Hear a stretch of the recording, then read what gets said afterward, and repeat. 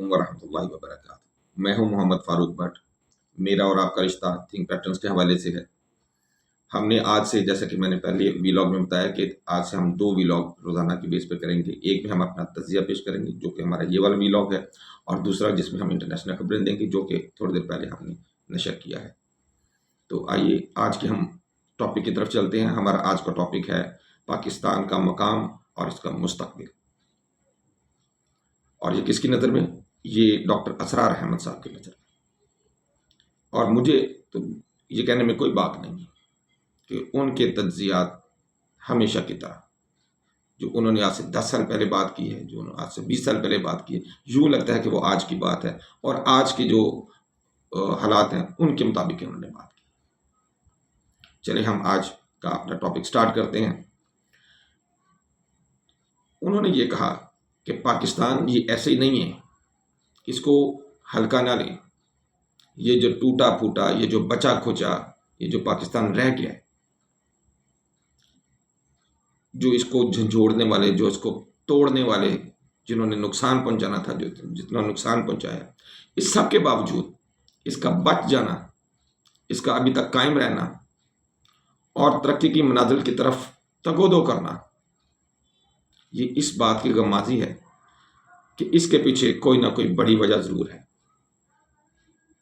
اور انہوں نے اس کے لیے الفاظ استعمال کیے کہ یہ 4 صدیوں کی تجدیدی مساعی کا حاصل ہے۔ یعنی کہ پچھلی 4 صدیوں کا اگر ہم جائزہ لیں تو پچھلی 4 صدیوں سے پاکستان کو بنانے کی طرف قدم بہ قدم مسلمان آگے بڑھ رہے ہیں۔ پہلے 1000 سالوں میں انہوں نے ہمیں یہ بتایا کہ پہلے 1000 سالوں میں جتنے بھی مجدد آئے، بڑے بڑے علماء آئے، وہ تمام کہاں سے تھے؟ جی وہ تمام اہل عرب میں سے تھے۔ اب ہم آتے ہیں 11ویں صدی میں۔ 11ویں صدی کے مجدد کون ہیں اسلام میں؟ جی بالکل وہی ہیں جناب اپنا الف ثانی جنہیں ہم کہتے ہیں، اور ان کا نام ہے مجدد اعظم شیخ احمد سرہندی۔ جی جناب، شیخ احمد سرہندی مجدد اعظم 11ویں صدی میں۔ ہم 12ویں صدی ہجری میں آتے ہیں۔ یہاں جو ہمیں مجدد ملتے ہیں وہ ہیں شاہ ولی اللہ دہلوی۔ جب ہم 13ویں صدی میں ہجری میں آتے ہیں تو پھر اسلام کو کون سا مجدد ملتا ہے جناب؟ وہ ہیں مجدد اعظم سید احمد بریلوی رحمۃ اللہ علیہ۔ اور 14ویں صدی ہجری میں جب ہم آتے ہیں تو یہاں ہماری ملاقات ہوتی ہے شیخ الہند مجاہد محمود حسن دیوبندی سے، اور اقبال جیسا ہمیں مفکر نظر آتا ہے، مودودی جیسا ہمیں مصنف نظر آتا ہے، مولانا الیاس جیسا ہمیں مبلغ نظر آتا ہے۔ تو سوال یہ پیدا ہوتا ہے کہ آخر یہ یکے بعد دیگرے، یہ سارے انمول موتی ہماری ہی زمین پر کیوں اترے؟ جی جناب، ان انمول موتیوں کے علاوہ ایک اور چیز دیکھیں۔ استعماری قوتوں کی شکست و ریخت کے بعد جب تمام استعماری قوتیں اپنے غلام ملکوں کو آزاد کر رہی تھی، یا غلام ملک ان سے آزاد ہو رہے تھے، کوئی قومیت، کوئی عصبیت، کوئی کسی شناخت کی بیس کے اوپر اپنے آپ کو آزاد کروا رہا تھا، دنیا میں واحد ایک ملک اسلام کے نام پر بنا، کلمہ توحید کے نام پہ بنا۔ پاکستان کا مطلب کیا؟ لا الہ الا اللہ محمد الرسول اللہ جناب، کلمہ طیبہ کی بیس پہ بنا۔ نام کیا اس کا؟ پاکستان۔ پاکستان کا مطلب طیبہ، یعنی کہ صاف ستھری پاک جگہ۔ مدینہ طیبہ اللہ رب العزت نے اپنے پیارے نبی ہمارے آقا حضرت محمد مصطفیٰ صلی اللہ علیہ وسلم کے شہر کا نام مدینہ طیبہ۔ پہلے یثرب تھا، آپ صلی اللہ علیہ وسلم تشریف لائے، نام ہو گیا مدینہ طیبہ۔ جی جناب، طیبہ نام تھا۔ اور پھر پاکستان کا نام، اس سے نام پاکستان، مطلب وہی۔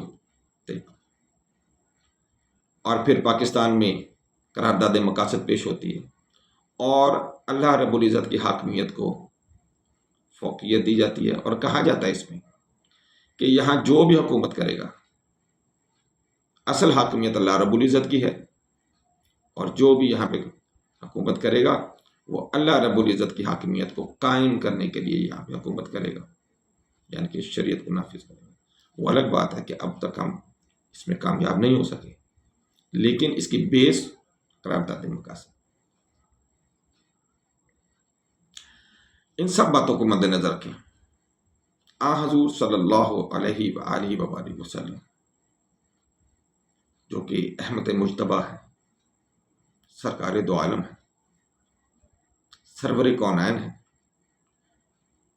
نبی آخر زمان ہے، شافع محشر ہے، ہم ان کی پیشن گوئیوں کو سامنے رکھتے ہیں، اور ان کی پیشن گوئیوں کے مطابق کچھ جو بڑا ہوگا وہ ہمارے اسی علاقے سے ہوگا،